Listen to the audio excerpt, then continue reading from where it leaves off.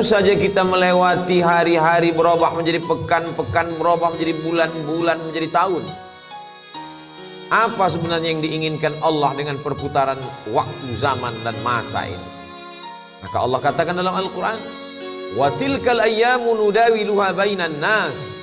Demikianlah hari itu kami pergantikan silih berganti di hadapan manusia. Tujuannya tidak lain tidak bukan liya'lamallahu alladhina amanu, karena Allah ingin menguji siapa yang imannya tetap ada. Wa tilkal ayyamu nudawiluha bainan nas. Demikianlah hari-hari itu kami pergantikan di hadapan manusia. Wa liya'lamallahu alladhina amanu.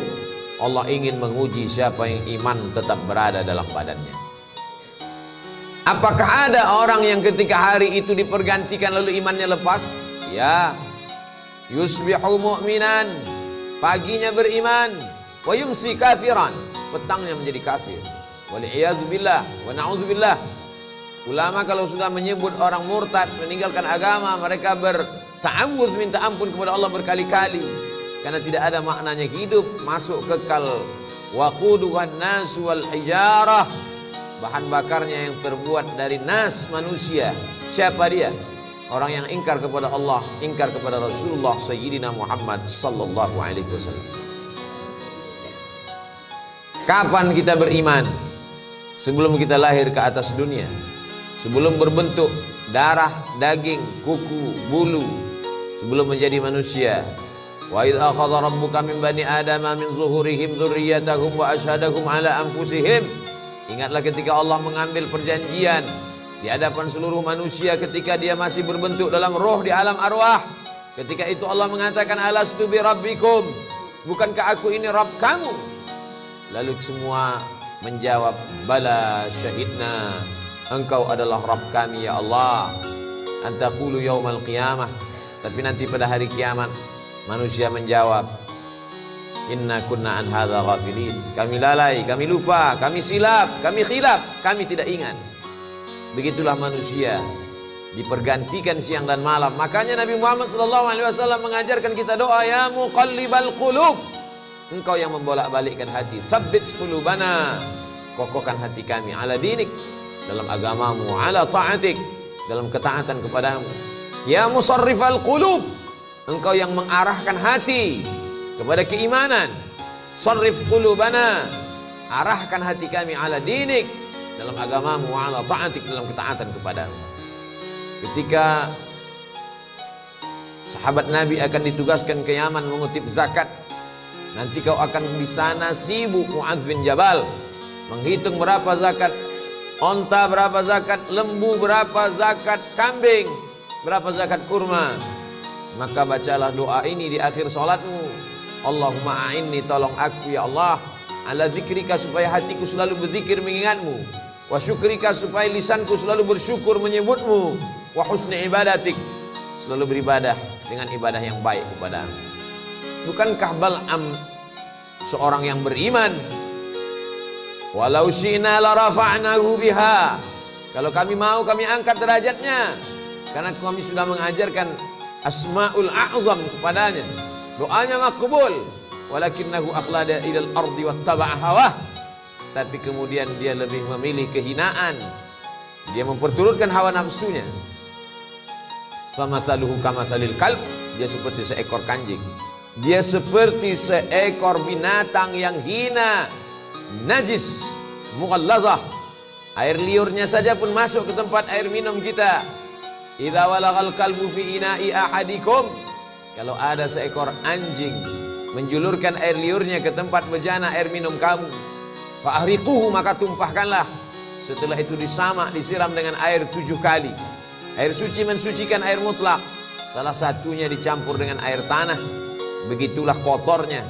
Maka Allah mengumpamakannya, famasaluhu kamasalil kalb, dia seperti seekor anjing. Intahmil alaihi yalhas atau tatruku yalhas, andai kau ambil kayu batu untuk melemparnya, dia tetap mengulurkan lidahnya. Andai kau biarkan pun juga sama.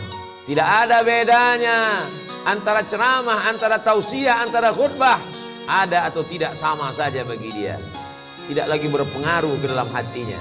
Inilah yang kita khawatirkan. Hari berganti, musim berubah, Hidayah tak juga masuk ke dalam hati dan jiwa. Kita diperdengarkan setiap pergeseran waktu. Ketika terbit fajar, fajar shadiq, fajar kadhib. Ketika terbit fajar, dikumandangkan azan, asyhadu an la ilaha illallah.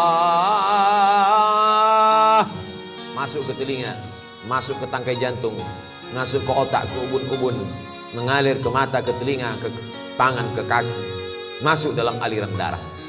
Lalu kemudian ketika tergelincir matahari, kembali kita dengar asyhadu an la ilaha illallah.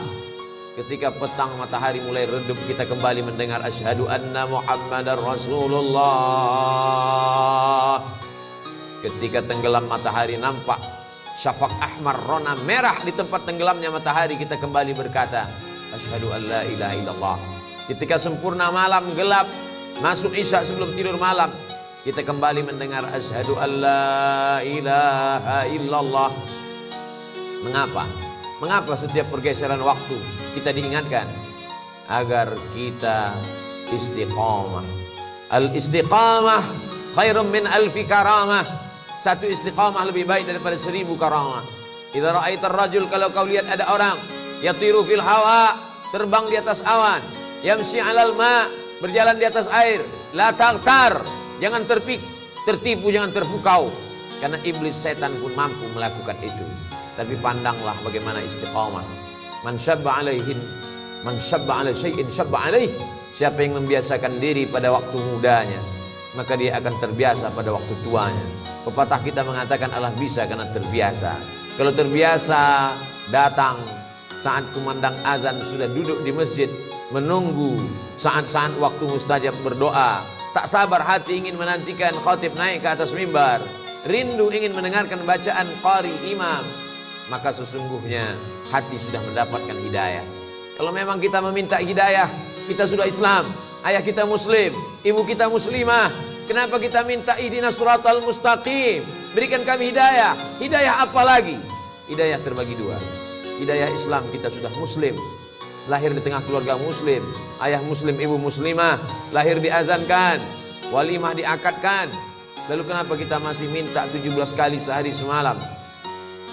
Hidayah supaya tetap dalam iman dan Islam. Hidayah supaya terbuka pintu hati mendengar tausiah. Hidayah supaya datang ke masjid sholat berjamaah. Hidayah supaya menolong fakir miskin, yatim dan du'afa. Banyak orang menyepelekan, mengesampingkan hidayah. Berapa banyak orang yang terlahir di tengah keluarga la ilaha illallah, tapi mati dalam keadaan su'ul khatimah.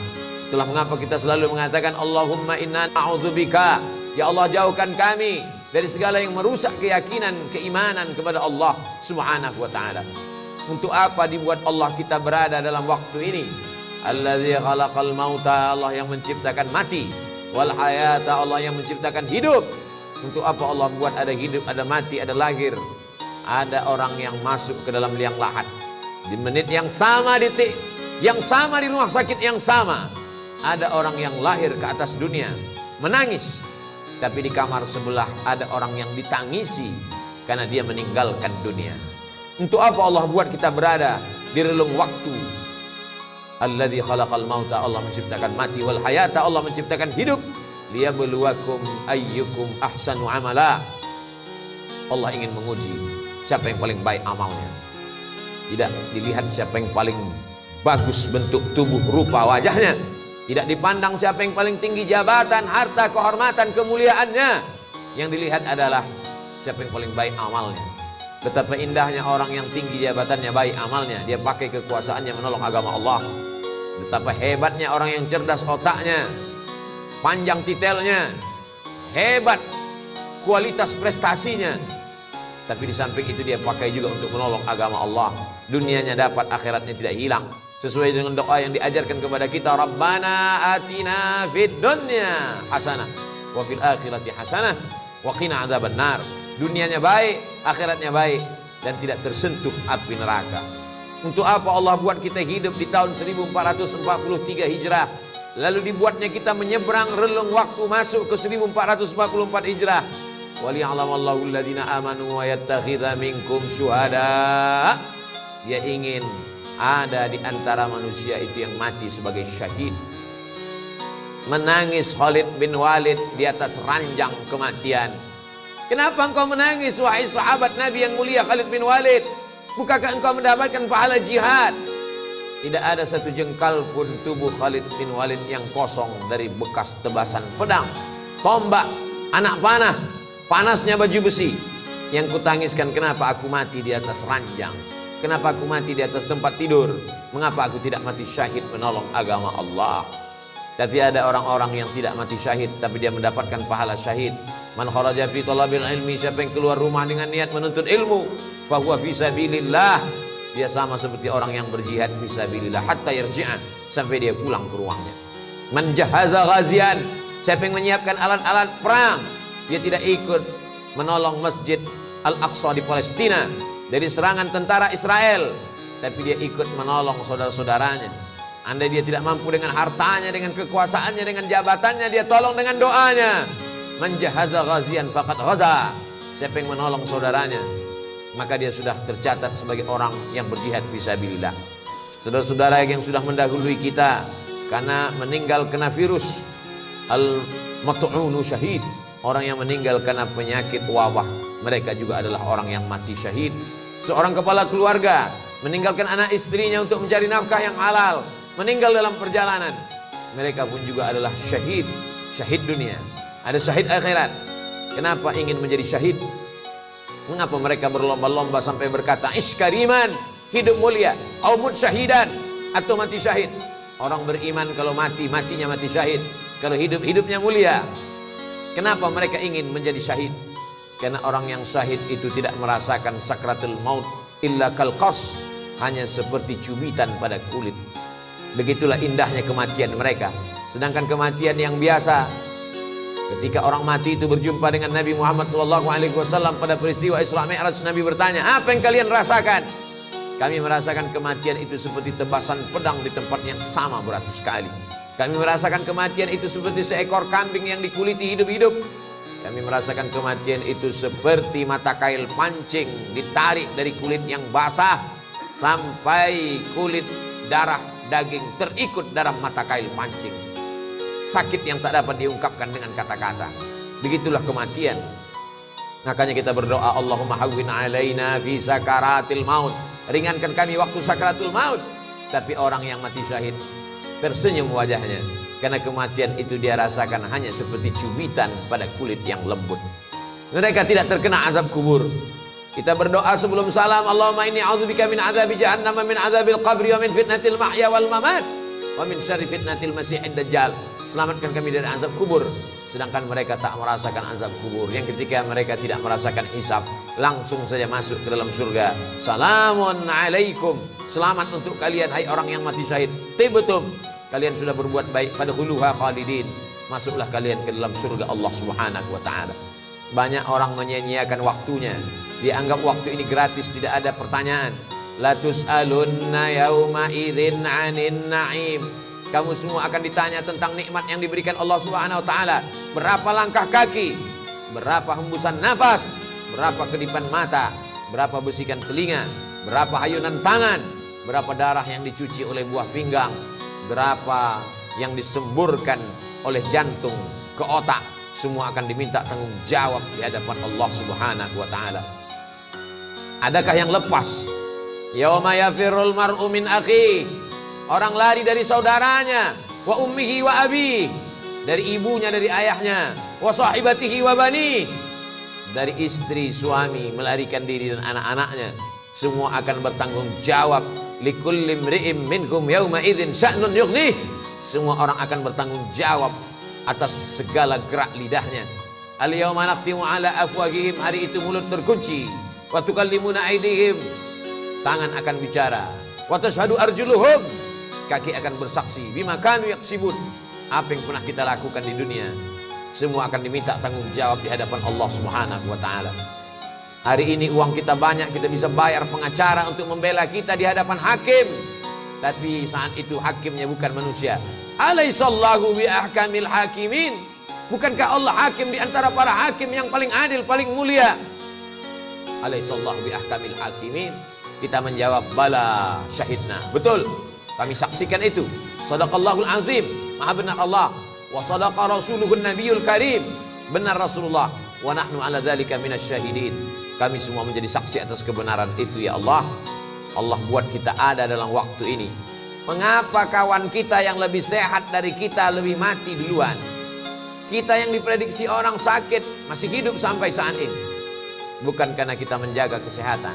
Berapa banyak orang sehat mati mendadak. Berapa banyak orang yang divonis mati sampai saat ini belum mati. Kita sampai hari ini masih hidup karena Allah ingin kita bertaubat. Allah ingin kita beramal soleh. Allah masih sayang dengan kita. Allah ingin kita berdakwah.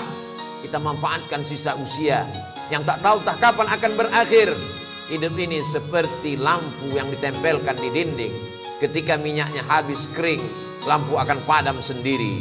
Sampai masanya kita akan padam, berubah menjadi santapan cacing tanah. Kalau pernah meninggalkan nama-nama yang baik, masjid, pondok pesantren, itulah yang akan menolong di hadapan Allah. Ditinggalkan anak-anak yang saleh, semua hanya tinggal kenangan.